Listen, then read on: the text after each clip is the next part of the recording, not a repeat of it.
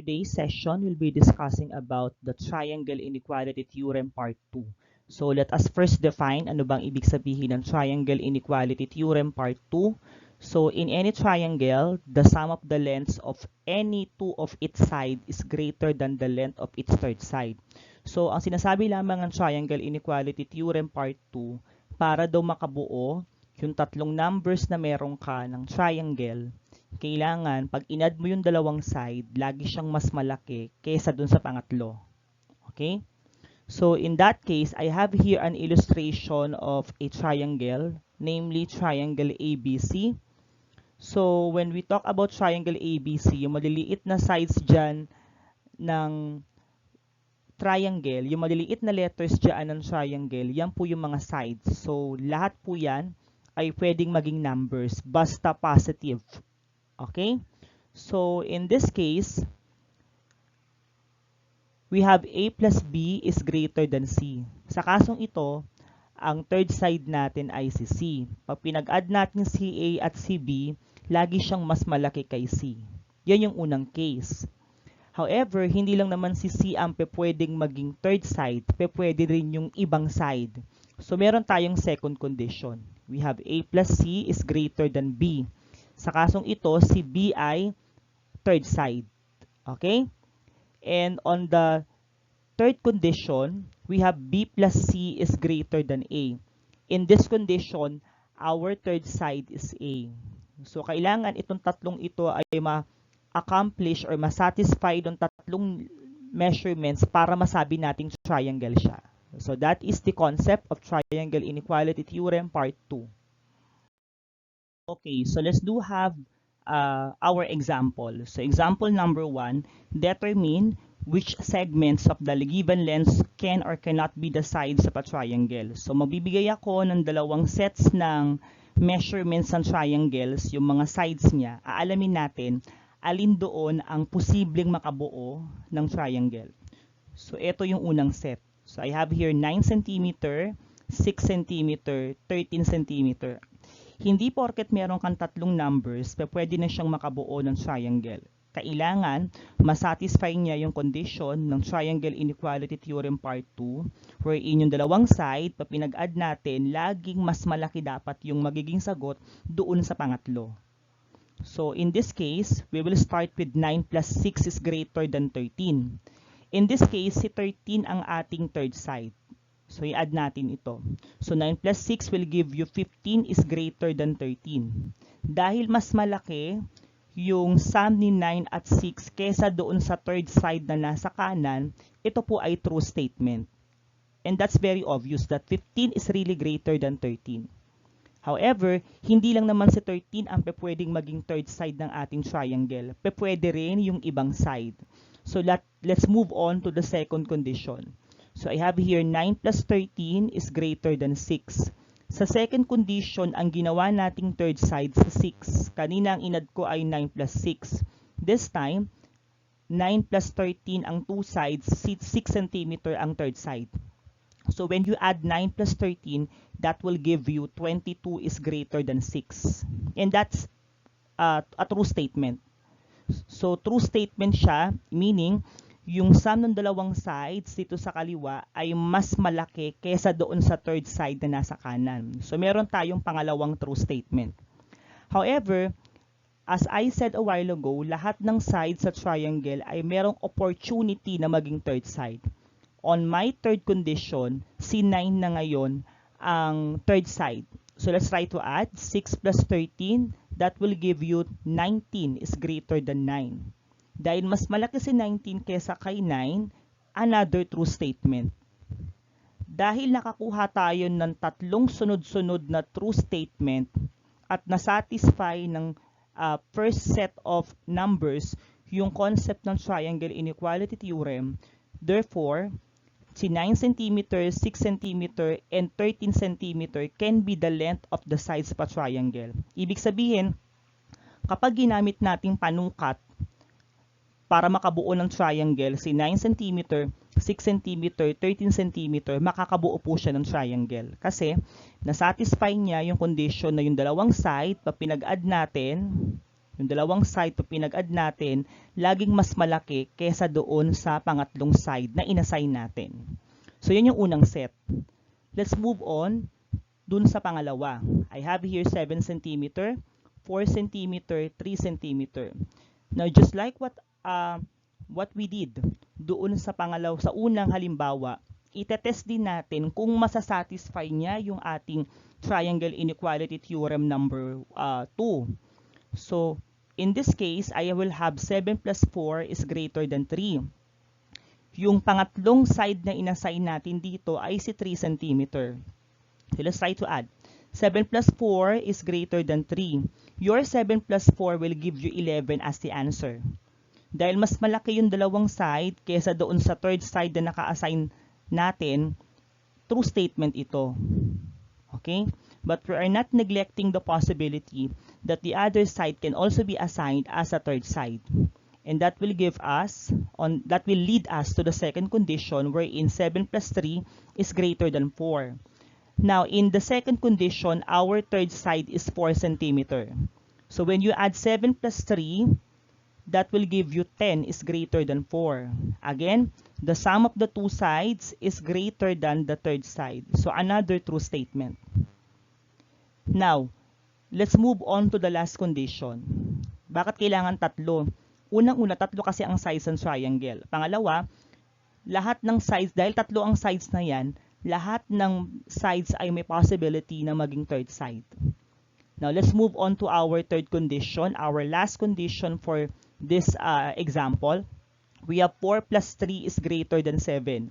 In this case, 7 is the third side. When we add 4 plus 3, that will give us 7 is greater than 7. And this is actually a false statement. Okay? Dapat kasi yan 7 is equal to 7. Pero ang sinasabi niya, 7 is greater than 7. So dahil meron pong isang condition na nag-false, anong ibig sabihin nito? 7 cm, 4 cm, and 3 cm cannot be the length of the sides of a triangle because there is one condition na hindi na-satisfy. Merong isang condition na nag-violate doon sa triangle inequality theorem part 2 which states there that the sum of any two sides of a triangle should be greater than the third side. Hindi yun nangyari sa ating third condition. Therefore, the second set of our example cannot form a triangle. So that is our example number 1. Okay, so let's move on to more examples. So write P if the following triples of lengths of a segment can be the lengths of the sides of a triangle. Otherwise, write NP. So lalagay lang natin ay P kung makakabuo siya ng triangle and NP kapag hindi. Ibig sabihin not possible. Okay, so ito yung unang halimbawa. 7 meters, 8 meters, 12 meters. So, P ba yan or NP? The correct answer here is P. Bakit ko nasabing P? I-detalye natin bakit naging P. Una, pag ginawa natin dito, pag pinag-add ko si 7, tsaka in-add ko siya kay 8, tapos i-compare ko siya kay 12, mas malaki sa 7 plus 8. So, true statement yon. Sa isang banda, kapag pinag-add ko naman si 7, pag pinag-add naman natin si 7 plus 12, tapos i-compare ko siya kay 8 as the third side, true statement din yon. Mas malaki yung sum ni 7 plus 12 kay 8. Sa isang banda, kapag pinag-add ko si 8, in-add ko sa 8 kay 12, tapos ikukumpara natin kay 7 as the third side, true statement din yun. Okay? Dahil kung titignan natin, pare-pareho po itong true statement. Ibig sabihin, possible siyang makabuo ng triangle. Therefore, our answer here on our first example is P.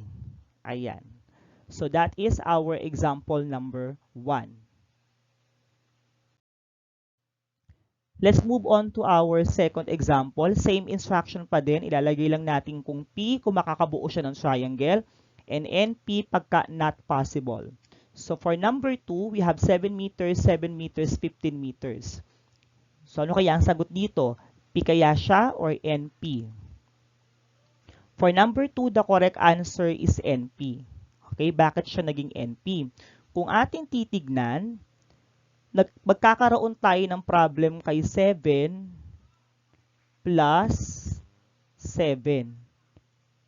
Tapos i-compare natin siya kay 15 meters. Okay? Pag i-compare natin yan, magiging 14 is greater than 15. Eh di ba ito ay false statement? False statement ito. Bakit po siya naging false? Okay? 14 is not greater than 15. We all know that. So, though true statement yung ibang statement, pero nagkaroon tayo ng problema doon sa combination na 7 plus 7 is greater than 15. And our condition for triangle inequality theorem part 2, it states there that the sum of the two sides should be greater than the measurement of the third side. So, mali po ito. False. Kaya yung number 2, hindi siya possible na makabuo ng triangle. So, that is our example number 2.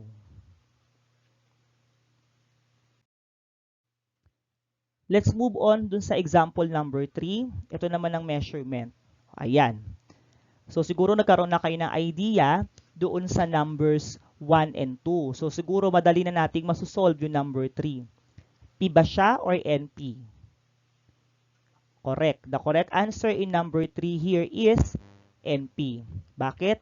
5 plus 7, pag kinumpare mo yan kay 12, hindi siya greater than 12. So, may isa siyang false statement. Kaya ang number 3 ay naging NP. So that is our example number 3. Let's move on to example number 4. Ito ang example number 4. P ba siya or NP? Okay, so the correct answer here is P. So these are our examples for triangle inequality theorem part 2. Okay, so let's move on to the application of triangle inequality theorem part 2. So ito yung problem number 2 natin. So pag sinabi nating application, mga word problems na ito. So the lengths of AB and AC in the triangle below are 13 cm and 8 cm respectively. What is the range of values of BC? So para mas malinaw, nandito yung triangle. So, ano daw yung range of values ni segment BC? So, pinapahanap sa atin, pag pinag-usapan ang range of values, tinatanong, ano-ano daw yung mga posibleng maging sukat ni BC. Okay? So, kung gagamitin natin yung topic natin kanina na Triangle Inequality Theorem Part 2, una natin gagawin, ilista natin yung mga measurements ng sides ng triangle. So, we have here 13 cm, 8 cm, tsaka x. Okay? So, kung nakita niyo po yung ginawa natin kanina sa Triangle Inequality Theorem Part 2, tatlong conditions yon. So, first condition, i-add ko si 13 tsaka 8, tapos si third side natin ay x. So, 13 plus 8 is greater than x. If we will try to add this one mathematically, you will have 21 is greater than x. So, sa condition number 1, yung value daw ni x ay any number na mas maliit kay 21. So, ano-ano yun? So, pwede siyang maging 20, 19, 18, 5 cm, basta mas mababa kay 21. Yun yung nasa condition number 1. Pero dahil we're talking about the concept of triangle inequality theorem part 2, tatlong conditions yun, meron pang isang condition. Kasi hindi lang naman si x ang pwedeng maging third side. Pwede rin yung ibang side ng triangle. So, on the second condition, we have 13 plus x is greater than 8. Sa second condition, ang ginawa kong third side, si 8. Okay? Si 8 ang ginawa nating third side. So, mathematically, we cannot be able to add 13 with x. But by transposition, you will have x is greater than 8 minus 13.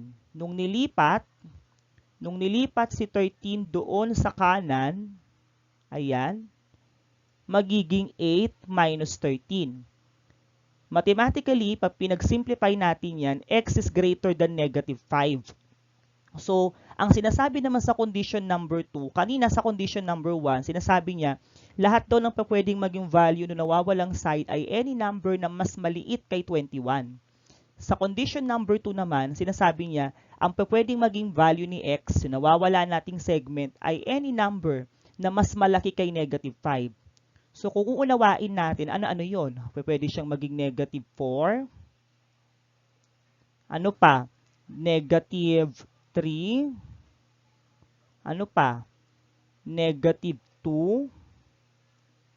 What else? It can be negative 1, 0, 1, 2, 3, so on and so forth in that pattern. So, yan yung mga posible na maging value ni x kung pag-uusapan natin yung second condition. However, dahil pinag-uusapan natin ang sukat, pag measurement na pinag-uusapan, hindi pa pwedeng maging negative. In reality, we don't deal with negative measurements. Okay? We do not accept negative integers as far as measurement is concerned. Wala namang negative measurement. Ngayon, meron tayong problema sa second condition kung gagamitin natin siyang basis of knowing kung ano ba talaga yung sukat, ano ba yung mga posibleng maging sukat ni BC. Dun sa numbers 1, 2, 3, 4, 5, 6, so on and so forth, wala tayong problem dun. Pero magkaka-problem tayo doon sa mga negative values, especially 0. Dahil magkakaroon ng negative values dun kay x is greater than negative 5, therefore, hindi possible na basis ng ating value ng x si second condition. Okay? So, erase from the equation si second condition as a basis of knowing the value of your BC. So, dahil triangle inequality theorem part 1 ito, part 2 rather, ito pinidiscuss natin, meron pang isang condition. Sa third condition, ang ating third side ay si 13. So, 8 plus x is greater than 13. So, since we cannot be able to combine 8 with x, we will transpose, ililipat si 8 doon sa kaliwa. In that case, you will have x is greater than 13 minus 8, which will give us x is greater than 5. So, x is greater than 5. Ano-ano mga numbers yon? Sa third condition, sinasabi niya, si x ay pwedeng maging 6, maging 7, maging 8, maging 9, so on and so forth. Why? Because those numbers are greater than 5. So, dahil walang chance na magiging negative yung x natin dito, we will accept third condition as our basis in finding the value of the third side. Okay? So, in that case, i-summarize natin. If we will try to summarize our answers in example number 2, ang nakuha lang nating basihan, ang nakuha lang natin na conditions ay condition number 1 at condition number 2. Dito lang tayo nagkaroon ng sagot. Okay? So, sinasabi sa condition number 1, 21 is greater than x. Sa condition number 3, x is greater than 5. Hindi na natin kinonsider si condition number 2 kasi not possible, kasi magkakaroon ng negative. Pag sinamarize natin ito po siya. Si x daw ay any number na mas malaki kay 5 cm, pero mas mababa kay 21 cm. X is greater than 5 cm, but less than 21 cm. Using this solution, napakahaba. Kung ito yung gagamitin natin sa examination, ang haba ng solution. On my next slide, meron po tayong shortcut dyan. But for now, this is our example number 2 using the solution for triangle inequality theorem part 2. Let's do have the method number 2 in solving problems, mga kagayang problems na ginamit natin kanina. So, we call it the range of values of the third side of a triangle. So, ito po yung formula. Simple lang yung formula. We have x is greater than d but less than s. Let me repeat kung paano siya babasahin. X is greater than d but less than s. So, ano-ano ba yung mga parts ng formulang ito? So, si d ay tumutukoy sa difference ng dalawang sides. So when we talk about difference, ima-minus natin siya. Next one, we have the x. Ibig yung x dyan, yan po yung unknown, yung hinahanap natin, yung nawawala. Yung s there pertains to the sum of the two given sides, meaning i-add natin siya. So that is our formula in determining the range of the third side of a triangle. Subukan natin siyang gamitin doon sa problem natin kanina.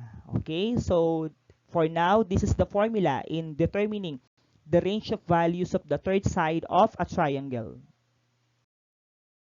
Okay, so isolve ulit natin yung example number 2 gamit yung formula na ginamit ko kanina. Okay? Gamit yung formula na ginamit natin kanina or in-introduce ko kanina. So, the lengths of AB and AC in the triangle below, ito po yun, are 13 cm and 8 cm respectively.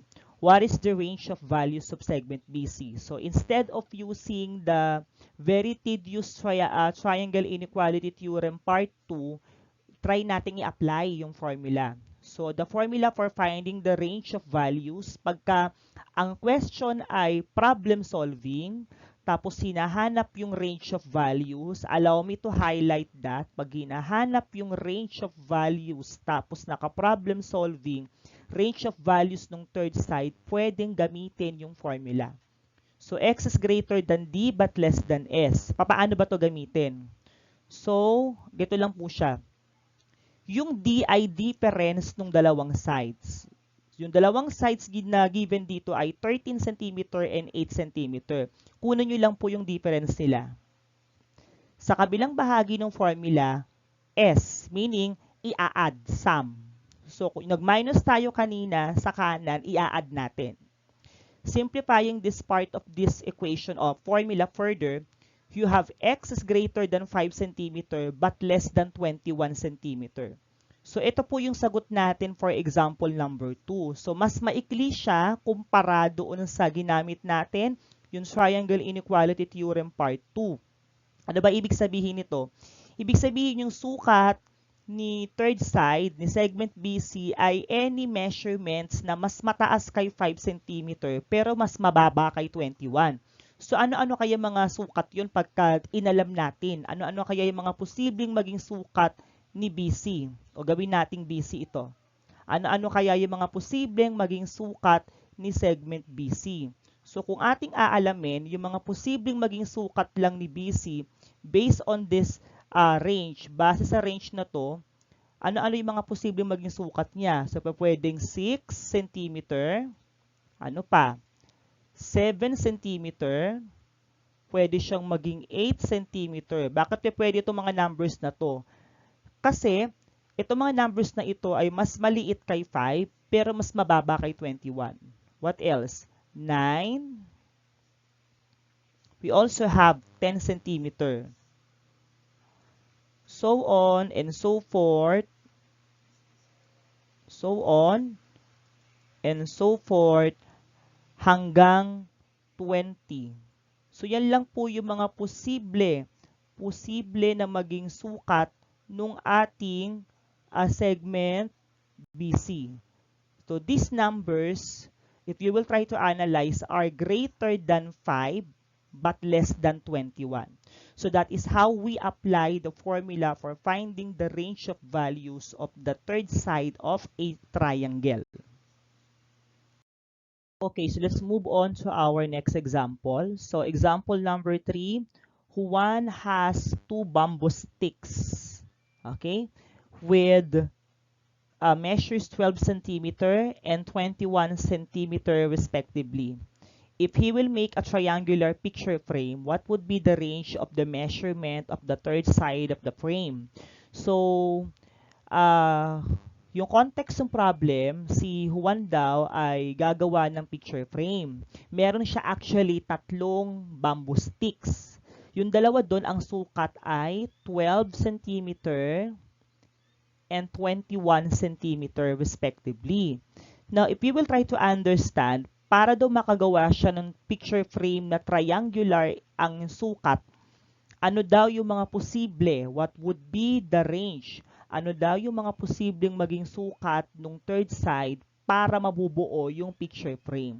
So para mas makumpleto natin yung idea ng ating example number 3, ito po yung ating illustration. So ano daw yung posibleng maging sukat ng third side of the frame considering that the two sides or the two sticks are 12 and 21 cm respectively.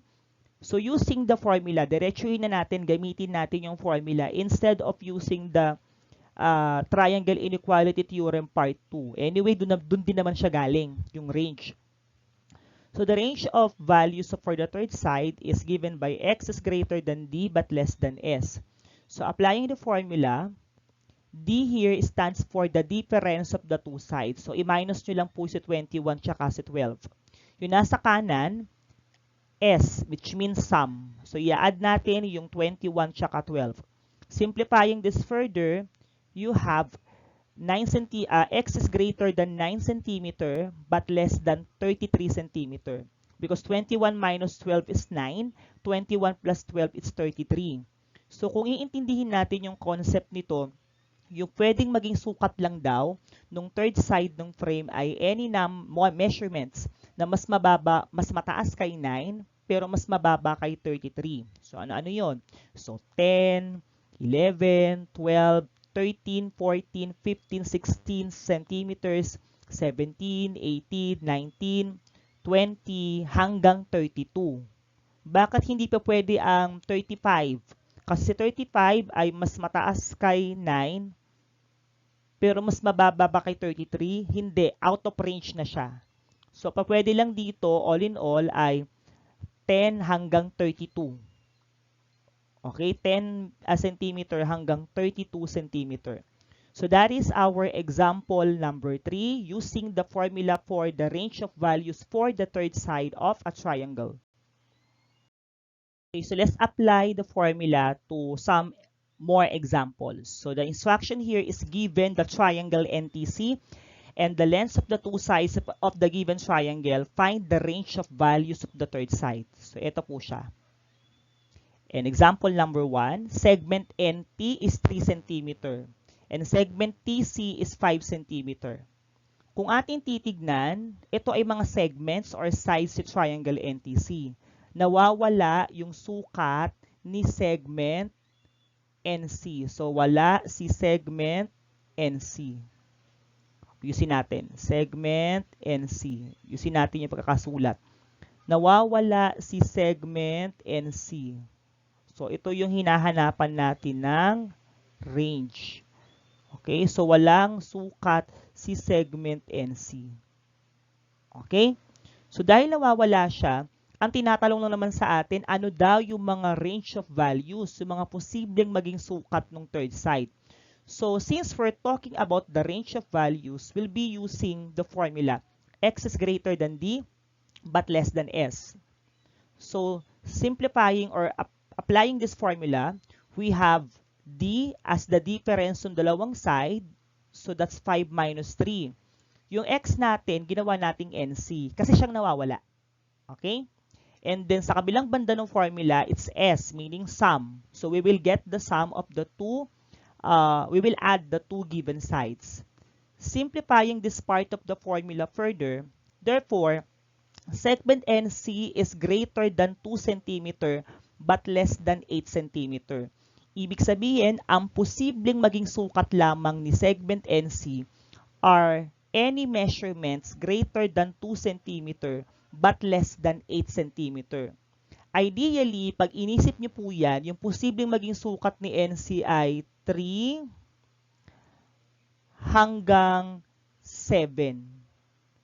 Ideally, parang ganun lang siya. Pero pwede naman ang 2.5, pwede naman ang 7.5 kasi within the range pa rin naman siya. Pero kung ideally, ito yon. It's between 3 cm to 7 cm. Yan lang ang posibleng maging sukat nung ating segment NC as far as this example is concerned.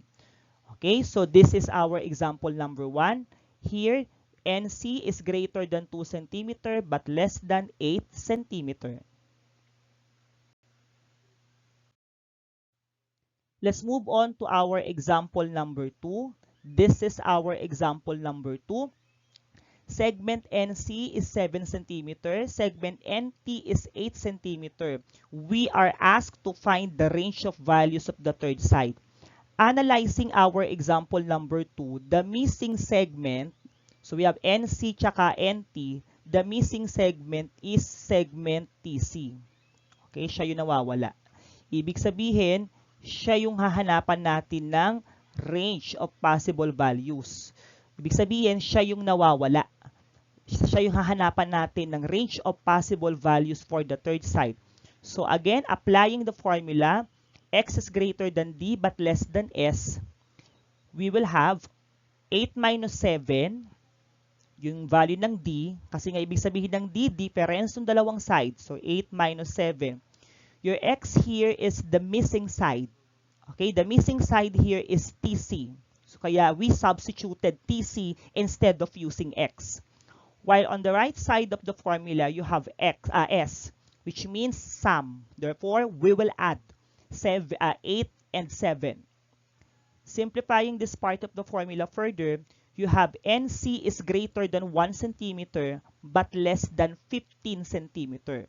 So, ibig sabihin yung sukat lang na pwede natin i-assign kay NC para makakabuo pa rin siya ng triangle are numbers or measurements greater than 1 cm but less than 15 cm.